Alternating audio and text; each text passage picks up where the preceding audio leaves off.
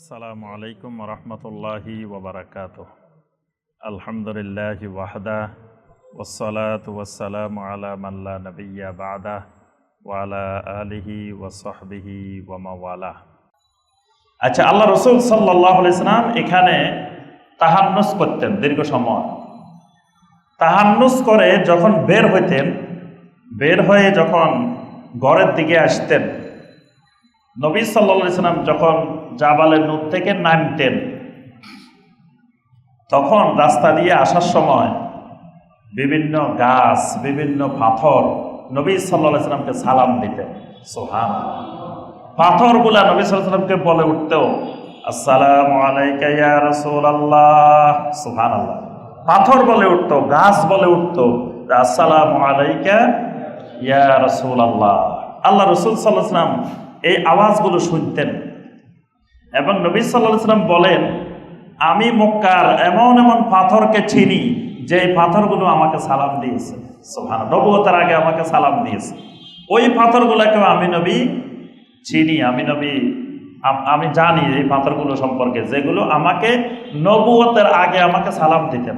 সুবহানাল্লাহ। এরপরে নবী সাল্লাল্লাহু আলাইহি সাল্লাম যখন আসতেন, তখন ঘরে যেতেন না। প্রথমে জাবালে নূর থেকে এসে নবী সাল্লাল্লাহু আলাইহি সাল্লাম প্রথমেই তাওয়াফ করতেন, বাইতুল্লাহর তাওয়াফ করতেন। আল্লাহর ঘরে তাওয়াফ করে তারপরে আম্মাজান খাদিজার ঘরে তিনি যেতেন। আবার যখন ঘর থেকে বের হয়ে জাবালে নূরের দিকে রওনা দিতেন, তখন হঠাৎ করে বিভিন্ন দিক থেকে আওয়াজ শুনতে পেতেন। মানে কেউ যেন কথা বলতেছে, জোরে জোরে কথা বলতেছে, একটা আওয়াজ। কে যেন বলতেছে যে ইয়া আইয়ুহান নাবিয়্যু ইয়া রাসূলুল্লাহ, এরকম কেউ যেন একটা আওয়াজ দিচ্ছে, কিন্তু কাউকে তিনি দেখতেছেন না, জোরে জোরে আওয়াজ শুনতে পেতেন। এবং সামনে হঠাৎ হঠাৎ আলো দেখতে পেতেন। এবং জাবালে নূরে যখন তাহান্নুস করতেন, তখনও জাবালে নূরের আশেপাশে এরকম আলো দেখতে পেতেন, যেটা মরুভূমিতে অন্ধকার রাত্রিতে এরকম আলো থাকার কথা না। এই জন্য এই পাহাড়ের নাম হচ্ছে জাবালে নূর। এই পাহাড়ের নাম কিন্তু তখন জাবালে নূর ছিল না, এটা নাম হয়েছে পরে। এই জাবালে নূর হইল, এটা নূরের পাহাড়, যে নবী সাল্লাল্লাহু আলাইহি সাল্লাম এই পাহাড়ের চতুর্দিকে নূর দেখতে পেতেন, আলো দেখতে পেতেন রাত্রেবেলায় অন্ধকারের মধ্যেও, আর আওয়াজ শুনতে পেতেন, বিভিন্ন ধরনের আওয়াজ। আচ্ছা, এইভাবে চলতে চলতে একবার নবী সাল্লাল্লাহু আলাইহি সাল্লাম রমাদান মাসে এই তাহান্নুস করতেছেন। তখন অনেক ঐতিহাসিক বলছেন 21শে রমাদান। 21শে রমাদান রাত্রিতে, কেউ কেউ বলছেন 23শে রমাদান। ঐতিহাসিকদের বিভিন্ন মত আছে। রমাদানের শেষ দশকের মধ্যেই একদিন হঠাৎ করে নবী সাল্লাল্লাহু আলাইহি সাল্লামের কাছে একজন ফেরেশতা এসে উপস্থিত, ওই গারে হেরার মধ্যে উপস্থিত হয়ে বলতেছেন, এ করা, সালাম দিয়ে বলতেছেন, এ করা, আপনি পড়েন। নবী সাল্লাল্লাহু আলাইহি সাল্লাম বললেন, মা আনা বিকারিন, আরে আমি তো পড়তে জানি না, আমি কি পড়বো, আমি তো কারি না। মা আনা বিকারিন, আমি তো দুনিয়ার কোনো শিক্ষকের কাছে, উস্তাদের কাছে কোনো লেখাপড়া করি নাই। এই জন্য আল্লাহ পাক নবী সাল্লাল্লাহু আলাইহি সাল্লামের মর্যাদা দিয়েছেন আন নাবিয়্যুল উম্মি। আল্লাহ পাক বলছেন, আমিনু বিল্লাহি ওয়া রাসূলিহিন নাবিয়্যিল উম্মিয়্যিল্লাযী ইউমিনু বিল্লাহি ওয়া কালিমাতিহি ওয়াত্তাবিউহু লাআল্লাকুম তাহতাদুন। ওই নবীর উপরে ঈমান আনো যেই নবী নাবিয়্যিল উম্মি, উম্মি নবী। এই উম্মি নবীটা নবী সাল্লাল্লাহু আলাইহি সাল্লামের একটা শারাফত, একটা মর্যাদা। মানে জমিনের কেউ নবী সাল্লাল্লাহু আলাইহি সাল্লামের শিক্ষক হইতে পারে নাই। সরাসরি আল্লাহ রাব্বুল আলামিন আসমানি ইলম দিয়ে তাকে আলেম বানিয়েছেন, জ্ঞানী বানিয়েছেন। সুবহানাল্লাহ। অর্থাৎ তাকে জমিনের উম্মি বানিয়েছেন, আসমানের আলেম বানিয়েছেন। সুবহানাল্লাহ। জমিনের জন্য উম্মি, আসমানের থেকে আলেম, মানে তার এলেমটা আসমানি এলেম। জমিনের কোনো এলেম, জমিনের কারো থেকে কোনো এলেম নবী সাল্লাল্লাহু আলাইহি সাল্লাম সরাসরি গ্রহণ করেন নাই। এখন নবী সাল্লাল্লাহু আলাইহি সাল্লাম বলতেছেন, মা আনা বিকারি, আমি তো কারি না, আমি তো পড়তে জানি না। জিবরিল আলাইহিস সালাম নবী সাল্লাল্লাহু আলাইহি সাল্লামকে চাপ দিয়ে ধরলেন, বা গাত্তানি, নবী সাল্লাল্লাহু আলাইহি সাল্লাম বলেন আমাকে একেবারে জোরে চাপ দিয়ে ধরছে, ধরার কারণে আমি ব্যথাও পাইছি। এমনভাবে ধরছে শক্ত করে, এমনভাবে আমাকে চেপে ধরেছেন, জড়িয়ে ধরেছেন, আমি ভয়ও পাইতেছি, ব্যথাও পাইছি। আচ্ছা, ধরে আবার বলতেছেন ইকরা। নবী সাল্লাল্লাহু আলাইহি ওয়াসাল্লাম আবারও বলতেছেন মা আনা বিকারিন, আমি তো পড়তে জানি না, আমি কি পড়বো। এইভাবে আবারও চেপে ধরছেন জিবরিল আলাইহিস সালাম তিনবারের পরে জিবরিল আলাইহিস সালাম বললেন ইকরা বিসমি রাব্বিকাল্লাযী খালাক খালাকাল ইনসানা মিন আলাক ইকরা ওয়া রাব্বুকাল আকরামুল্লাযী আল্লামা বিল কলম আল্লামাল ইনসানা মা লাম ইয়ালাম। এই 5টি আয়াতে কারিমা জিবরিল আলাইহিস সালাম তেলাওয়াত করলেন। নবী সাল্লাল্লাহু আলাইহি সাল্লাম এই 5টি আয়াতে কারিমা শুনলেন, শুনে মুখস্থ করে ফেললেন 5টি আয়াত। সুবহানাল্লাহ। এখন জিবরিল আলাইহিস সালাম চলে গেলেন। নবী সাল্লাল্লাহু আলাইহি সাল্লাম ভয়ে আর গাড় হেরায় না থেকে বাড়ির দিকে রওনা দিয়েছেন। পাহাড় থেকে নেমে বাড়ির উদ্দেশ্যে রওনা দিয়েছেন। এই যে প্রথম জিবরিল আলাইহিস সালাম আসছেন, এটা ছিল রমাদান মাস এবং এটা ছিল সোমবার। যেদিন প্রথমবার আসছেন সেদিন ছিল সোমবার। কোরআনে কারিমে সূরা আল বাকারার 185 নম্বর আয়াতে আল্লাহ পাক বলছেন শাহরু রমাদান আল্লাযী উনজিলা ফীহিল কোরআন, রমাদান মাসে কোরআন অবতীর্ণ হয়েছে। অর্থাৎ প্রথম কোরআন অবতীর্ণের সূচনাটা রমাদান মাসে। আবার লাউহে মাহফুজ থেকে আল্লাহ পাক প্রথম আকাশে নাজিল করছেন, সেটাও রমাদান মাসে। আর নবী সাল্লাল্লাহু আলাইহি ওয়াসাল্লামকে সোমবারের সিয়াম সম্পর্কে প্রশ্ন করা হয়েছে। তখন নবী সাল্লাল্লাহু আলাইহি ওয়াসাল্লাম বললেন সোমবার এমন একটা দিন ইয়াউমুন বুলিদতু ফীহি, যেদিন আমি জন্মগ্রহণ করেছি, যেদিন বুইস্তু আলাইয়া ফীহি, ওই দিন আমার উপরে ওহী নাজিল হয়েছে, আমি প্রথম নবুয়ত পাই, প্রথম উনজিলা আলাইয়া ফীহি, সেদিন আমার উপর প্রথম কোরআন অবতীর্ণ করা হয়েছে। আল্লাহ রাসূল সাল্লাল্লাহু আলাইহি ওয়াসাল্লাম বাড়ির দিকে রওনা দিয়েছেন। বাড়িতে এসে জোরে চিৎকার করে করে আম্মাজান খাদিজাকে বলতেছেন দাসসিরুনি দাসসিরুনি জাম্মিলুনি জাম্মিলুনি, মানে আমাকে কি আছে তাড়াতাড়ি দাও, চাদর থাকলে চাদর, কম্বল থাকলে কম্বল, কাঁথা থাকলে কাঁথা, যা আছে তাড়াতাড়ি দাও, আমার খুব জ্বর আসতেছে, আমি খুব ভয় পাইতেছি। মানে নবী সাল্লাল্লাহু আলাইহি ওয়াসাল্লাম ভয়ে জ্বর আসার উপক্রম হয়েছে, ঠান্ডা লাগতেছে শরীরে। এই জন্য নবী সাল্লাল্লাহু আলাইহি ওয়াসাল্লাম বলতেছেন দাসসিরুনি দাসসিরুনি জাম্মিলুনি জাম্মিলুনি। এই জন্য আল্লাহ পাক নবী সাল্লাল্লাহু আলাইহি ওয়াসাল্লামের 2টা সিফাত দিয়েছেন, একটা ইয়া আইয়ুহাল মুদ্দাসসির, আর একটা দিয়েছেন ইয়া আইয়ুহাল মুজাম্মিল। এই 2টা শব্দ নবী সাল্লাল্লাহু আলাইহি ওয়াসাল্লামের জবান থেকে বের হয়েছে। তিনি আম্মাজান খাদিজাকে বলছেন দাসসিরুনি দাসসিরুনি জাম্মিলুনি জাম্মিলুনি।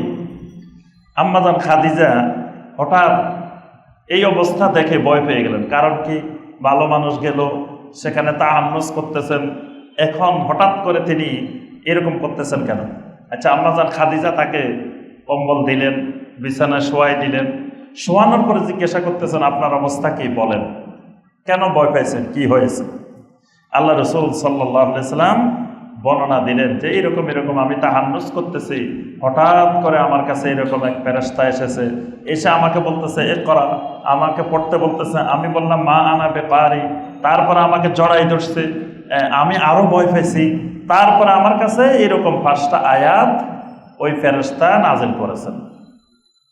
তখন আম্মাজান খাদিজা এক যুগান্তকারী কথা বলছিলেন আল্লাহ রাসূল সাল্লাল্লাহু আলাইহি ওয়াসাল্লামকে লক্ষ্য করে। আম্মাজান খাদিজা বললেন কাল্লা ওয়াল্লাহি লা ইউখজিকাল্লাহু আবাদা, কখনো নয়, আল্লাহর কসম, আল্লাহ রাব্বুল আলামিন আপনাকে কোনোদিন অপদস্থ করবেন না। সুবহানাল্লাহ। আল্লাহ পাক কোনোদিনও আপনাকে অপদস্থ করবেন না, লাঞ্ছিত করবেন না। কারণ আপনি এমন কিছু কাজ করেন, এই কাজ যারা করে তাদেরকে আল্লাহ কোনোদিন অপদস্থ করেন না। এই জন্য মনে রাখবেন, এই কাজগুলো যদি আমরাও করি, আল্লাহ পাক আমাদেরকে পৃথিবীতে কখনো লাঞ্ছিত করবেন না, অপদস্থ করবেন না। আম্মাজান খাদিজা বলে উঠলেন ওয়াল্লাহি ইন্নাকা লা তাসিলুর রাহিম, আল্লাহর কসম আপনি সব সময় আত্মীয়তার সম্পর্ক রক্ষা করেন।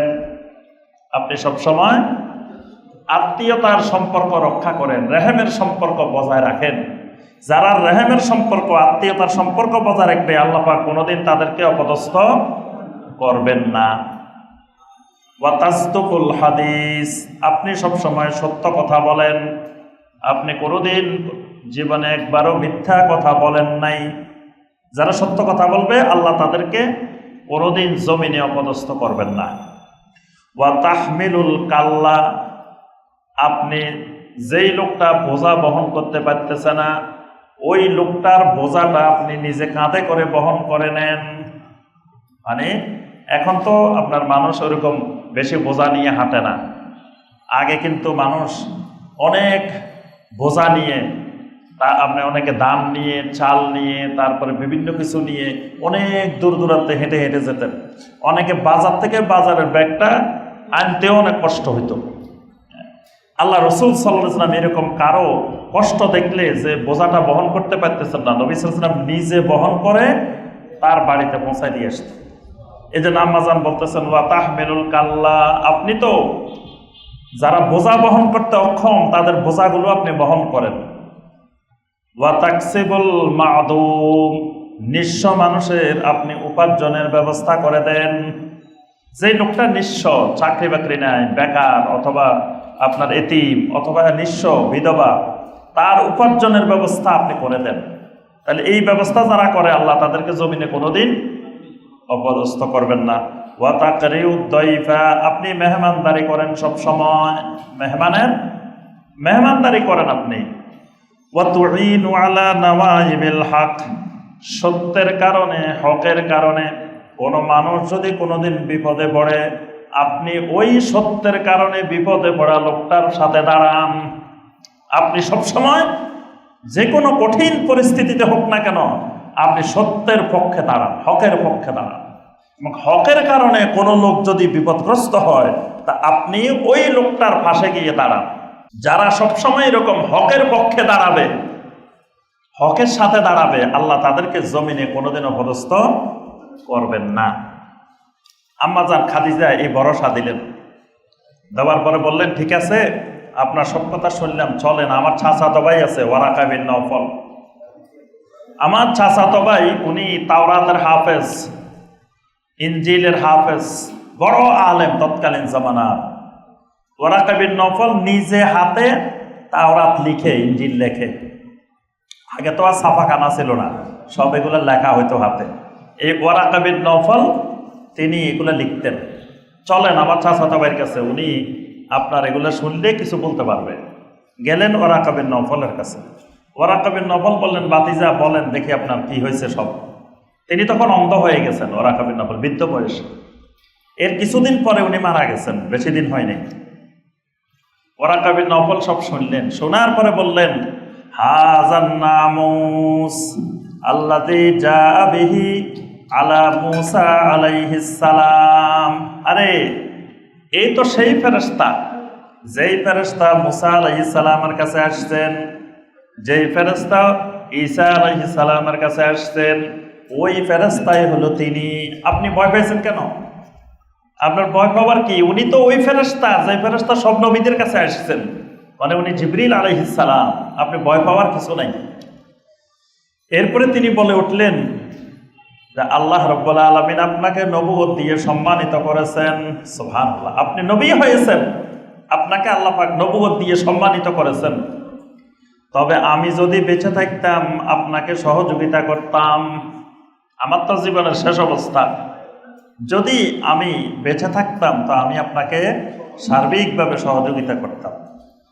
আর আমি যদি তখন আপনার সাথে থাকতাম, আপনাকে যখন এই জনপদের মানুষ বাহির করে দিবে, আমিও তখন আপনার সাথে বের হয়ে যেতাম, মানে আমিও হিজরত করতাম। আল্লাহ রাসূল সাল্লাল্লাহু আলাইহি ওয়াসাল্লাম এই কথা শুনে চমকে উঠছেন। কি বলে, আমাকে বের করে দিবে কেন? জনপদের লোকেরা, মক্কার লোকেরা বাইর করবে কেন? আল্লাহ রাসূল সাল্লাল্লাহু আলাইহি ওয়াসাল্লাম মক্কাকে খুব ভালোবাসতেন, মহব্বত করতেন। যেদিন নবী সাল্লাল্লাহু আলাইহি ওয়াসাল্লাম হিজরত করে মক্কা মুকাররমা থেকে চলে যাচ্ছেন, সর্বশেষ নবী সাল্লাল্লাহু আলাইহি ওয়াসাল্লাম ঘর থেকে বাইর হয়েছেন বৃহস্পতিবার রাত্রে। শুক্রবার, শনিবার, সোমবার আপনার শুক্রবার, শনিবার, রবিবার, এই 3 দিন গারে সাওরের মধ্যে ছিলেন। সোমবারের সকালে নবী সাল্লাল্লাহু আলাইহি ওয়াসাল্লাম, সেদিন ছিল সোমবার দিন পয়লা রবিউল আউয়াল, 27শে সফর, নবী সাল্লাল্লাহু আলাইহি ওয়াসাল্লাম ঘর থেকে বের হয়েছেন, আবু বকরকে সাথে নিয়ে গারে সাওরে গেছেন। গারে সাওরে 3 দিন ছিলেন। আর পয়লা রবিউল আউয়াল সোমবার সকালে নবী সাল্লাল্লাহু আলাইহি ওয়াসাল্লাম মদিনার উদ্দেশ্যে রওনা দিয়েছেন। মদিনার উদ্দেশ্যে যখন রওনা দিয়েছেন, মক্কা মুকাররমার সীমানা যখন অতিক্রম করতেছিলেন, তখন নবী সাল্লাল্লাহু আলাইহি ওয়াসাল্লাম কান্না শুরু করে দিয়েছেন। আর তিনি মক্কাকে লক্ষ্য করে বলতেছিলেন, ওয়াল্লাহি ইন্নাকা লাখাইরু আরদিল্লাহ ওয়া আহাব্বুল আরদি ইলাল্লাহ। আল্লাহর কসম, হে মক্কা, তুমি হইলা জমিনের মধ্যে সবচাইতে উত্তম ভূমি, খায়রুল আরদ, তুমি হইলা সবচাইতে উত্তম জমিন, ওয়া আহাব্বুল আরদি ইলাল্লাহ, আল্লাহর কাছে সবচাইতে প্রিয় জমিন। ওয়ালাউলা উখরিজতু মিনকে মা খারাজতু আবাদা, যদি এই জনপদের মানুষ আমাকে বের করে না দিত, আমি কোনোদিনও এই মক্কা মুকাররমা থেকে বের হইতাম না। আমি জীবনে মক্কা মুকাররমা থেকে বের হইতাম না, কারণ তুমি হইলা খায়রুল আরদ, আহাব্বুল আরদ, আল্লাহর সবচাইতে প্রিয়, সবচাইতে উত্তম জমিন মক্কা মুকাররমা। এখন নবী সাল্লাল্লাহু আলাইহি ওয়াসাল্লাম আশ্চর্য হয়ে গেলেন, ওরাকা বিন নফল কি বলে যে আমাকে বের করে দিবে। নবী সাল্লাল্লাহু আলাইহি ওয়াসাল্লাম আবার বলে উঠলেন, আওয়া মুখরিজিয়া ফিয়া, আমাকে কি এই জনপদের লোকেরা বের করে দিবে? তখন তিনি বললেন, হ্যাঁ, এটা আপনাকে না, আল্লাহর জমিনে যত নবী পৃথিবীতে আসছেন, নবী রাসূল সবাইকে তার মাতৃভূমি জনপদ থেকে লোকেরা বের করে দিচ্ছে, আপনার ক্ষেত্রেও এটা হবে। সুতরাং আপনাকেও একদিন এই জনপদের লোকেরা বের করে দিবে। নবী সাল্লাল্লাহু আলাইহি ওয়াসাল্লাম সেদিনই বুঝছেন একদিন এই মক্কা মুকাররমা ছেড়ে হিজরত করে চলে যেতে হবে। অনেক তারিখের কিতাবে বলা হয়েছে ওরাকা বিন নওফল সেই দিনই ইসলাম গ্রহণ করছে। ওরাকা বিন নওফল নবী সাল্লাল্লাহু আলাইহি ওয়াসাল্লামকে তো প্রথম নবী ঘোষণা দিছে, নবুয়তের ঘোষণা দিছে, উনি জিবরাইল ঘোষণা দিছে। এই জন্য অনেক ঐতিহাসিকের ধারণা যে তিনি প্রথম ইসলাম গ্রহণকারী। আম্মাজান খাদিজা মহিলাদের মধ্যে প্রথম, অনেকে বলছেন পুরুষদের মধ্যে প্রথম ওরাকা বিন নওফল। কিন্তু এর অল্প কয়েকদিনের মধ্যেই তিনি মারা গেছেন, ওরাকা বিন নওফল। এই জন্য তার ইসলামের বিষয় বিস্তারিত প্রকাশিত হয় নাই। আচ্ছা, এরপরে নবী সাল্লাল্লাহু আলাইহি ওয়াসাল্লাম চলে আসলেন, এসে আবার গারে হেরার দিকে চলে গেলেন। আবার নবী সাল্লাল্লাহু আলাইহি ওয়াসাল্লাম বয়টা একটু কাটছে 2-3 দিনে, ওরাকা বিন নওফলের কাছে শুনছেন, শুনে আবার চলে গেলেন গারে হেরা। এখন জিবরিলকে খুঁজতেছেন যে যেই জিবরিল আমার কাছে আসলো উনি আবার আসে না কেন। এবার নবী সাল্লাল্লাহু আলাইহি ওয়াসাল্লাম চারিদিকে বিভিন্ন আওয়াজ শোনেন, কিন্তু ফেরেশতাটাকে দেখেন না। এই সময়টাকে বলা হয় ফাতরাতুল ওহী। সিরাতের কিতাবগুলোতে বলা হয়েছে 7 দিনের মতো এই ফাতরাতুল ওহী ছিল। নবী সাল্লাল্লাহু আলাইহি ওয়াসাল্লামের জীবনে ইবনে ইসহাক বলছেন 3টা ফাতরাতুল ওহী ছিল, মানে ওহীর বিরতি। একটা হলো এই ইকরা বিসমে থেকে শুরু করে 7 দিন, আরেকটা ছিল আপনার আরো পরে গিয়ে দীর্ঘ সময় ধরে নবী সাল্লাল্লাহু আলাইহি ওয়াসাল্লামের কাছে ওহী নাজিল হচ্ছিল না, ওইটা অনেক লম্বা সময়। এরপরে আল্লাহ পাক নাজিল করছেন ওয়াদ-দুহা ওয়াল-লাইলি ইযা সাজা মা ওয়াদ্দাআকা রাব্বুকা ওয়া মা ক্বালা।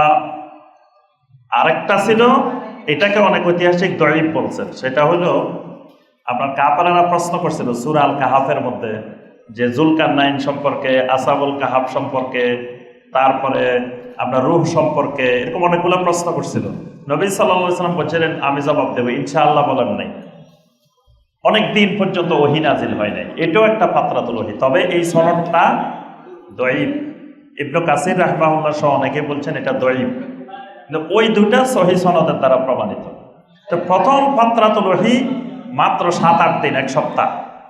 নবী সাল্লাল্লাহু আলাইহি ওয়াসাল্লামের অনেক কষ্ট হচ্ছিল যে কিরে ফেরেশতাটা একদিন আসলো, এসে ইকরা বিসমে নাজিল করে গেল, এখন আর আসে না কেন।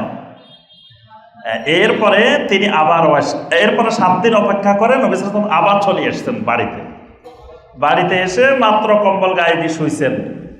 এমন সময় জিবরিল আলাইহিস সালাম হাজির। জিবরিল আলাইহিস সালাম বলতেছেন ইয়া আইয়ুহাল মুদ্দাসসির কুম ফাআনজির ওয়া রাব্বাকা ফাকাব্বির ওয়া সিয়াবাকা ফাতাহহির ওয়ার রুজজা ফাহজুর। সুবহানাল্লাহ। সূরা আল মুদ্দাসসির নাযিল হলো।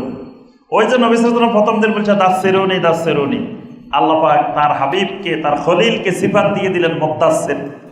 ইয়া আইয়ুহাল মুদ্দাসসির, হে চাদর আবৃত বস্ত্র আবৃত ব্যক্তিটা, কুম, কম্বল গায়ে দিয়ে শুয়ে থাকা যাবে না, উঠে যান। নবী সাল্লাল্লাহু আলাইহি ওয়াসাল্লাম শুয়ে রয়েছেন, আল্লাহ পাক ডাক দিয়ে বললেন কুম, উঠে যান। এই শুয়ে থাকার জন্য তো নবী বানানো হয় নাই।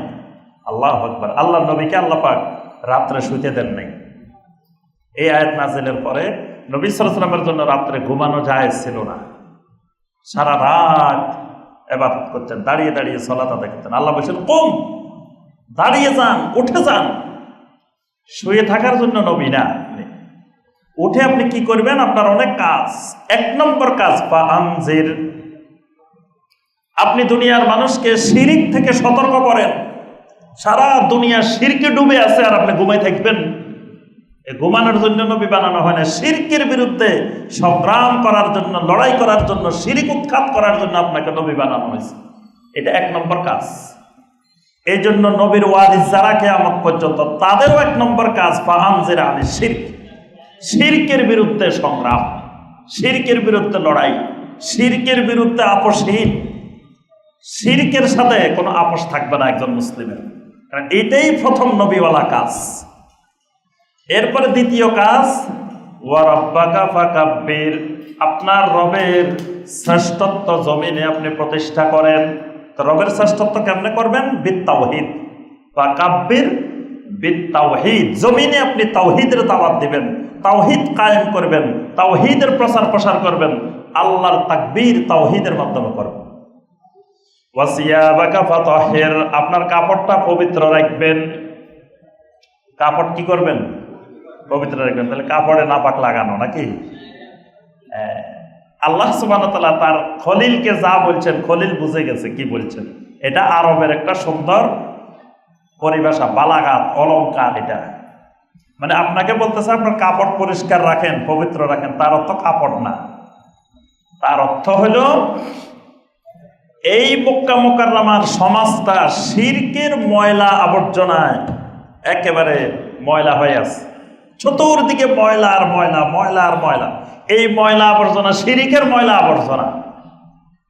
কাবা পর্যন্ত 360 মূর্তির ময়লা ঢুকানো হয়েছে সেখানে, শিরকের আবর্জনা কাবার মধ্যে পর্যন্ত ঢুকানো হয়েছে। তাহলে পুরা এলাকা একটা ময়লা আবর্জনার স্তূপ হয়ে আছে। আর আপনি থাকবেন এই ময়লা আবর্জনার ভিতরে। তা আপনি ওই ময়লা আবর্জনার পাশ দিয়ে যাওয়ার সময় যেমন মানুষ কাপড়কে সতর্ক রাখে যে আমার কাপড়ে কোনো ময়লা লাগে নাকি, এইখানে আপনি থাকবেন, কিন্তু শিরকের কোনো ময়লা আপনার গায়ে লাগানো যাবে না। এই জন্য আল্লাহ পাক বলছেন ওয়া সিয়াবাকা ফাতাহহির, আপনার কাপড়টা পবিত্র রাখেন। সুবহানাল্লাহ।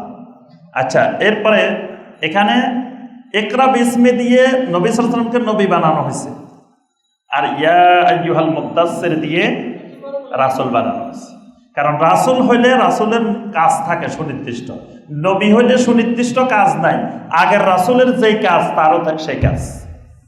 বুঝতে পারছেন? নবী হইলে নতুন কোনো কাজ নাই।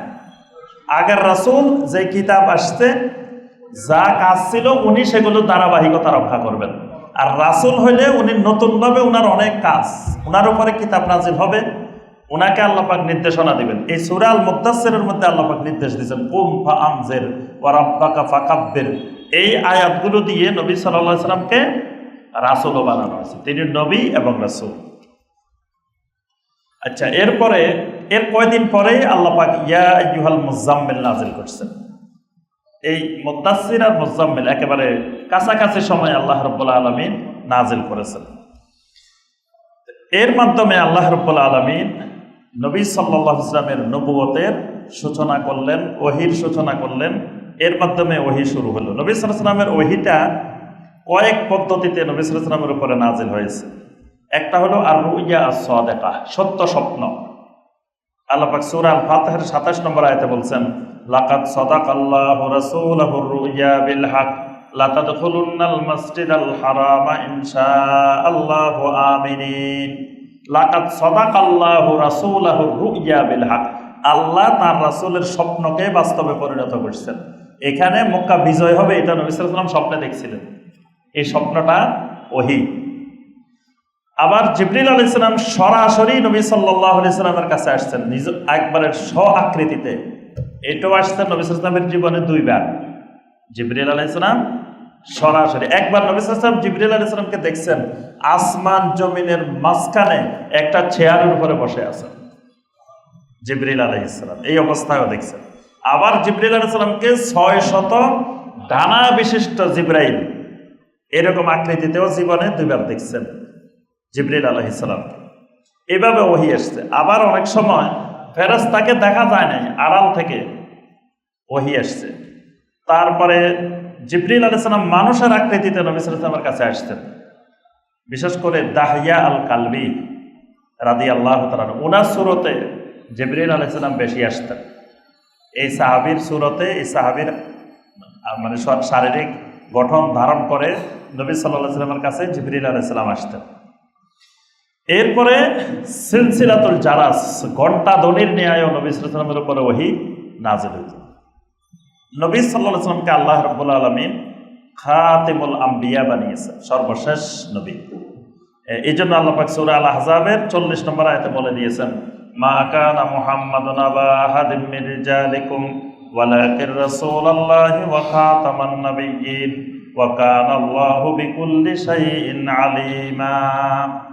এখানে আল্লাহ পাক বলেন আপনি হলেন খাতামান নাবিয়্যিন, নবীদের মোহর, মানে আপনাকে দিয়ে নবীদের সিলগালা করে দেওয়া হয়েছে, নবুয়তের ধারা বন্ধ করে দেওয়া হয়েছে। নবী সাল্লাল্লাহু আলাইহি ওয়াসাল্লাম বলেন আমার দৃষ্টান্ত আর আমার পূর্ববর্তী নবীদের দৃষ্টান্ত হলো এমন একটা সুন্দর ঘর, যে ঘরের সুন্দর করে ইট দিয়ে গাঁথনি দিয়ে বানানো হয়েছে, কিন্তু এক কোণা দিয়ে একটা ইটের জায়গা খালি। লোকেরা ঘরটা দেখতেছে হেঁটে হেঁটে আর বলতেছে ঘরটা এত সুন্দর, কিন্তু এই কোণা দিয়ে যদি একটা ইট দিয়ে দিত তো ঘরটা আরো সুন্দর হয়ে যেত। নবী সাল্লাল্লাহু আলাইহি ওয়াসাল্লাম আনাল লাবিনা, আমি হইলাম ওই ইটটা, মানে আমাকে দিয়ে নবুয়তের বাড়িটা, নবুয়তের ঘরটা সম্পন্ন করে দেওয়া হয়েছে। আর কিয়ামত পর্যন্ত আমার পরে নবুয়তের দ্বারা নাই, নবুয়তের দ্বারা বন্ধ হয়ে গেছে। এটাই হলো নবী সাল্লাল্লাহু আলাইহি ওয়াসাল্লামের বাদউ নুজুলুল ওহী, ওহীর সূচনা।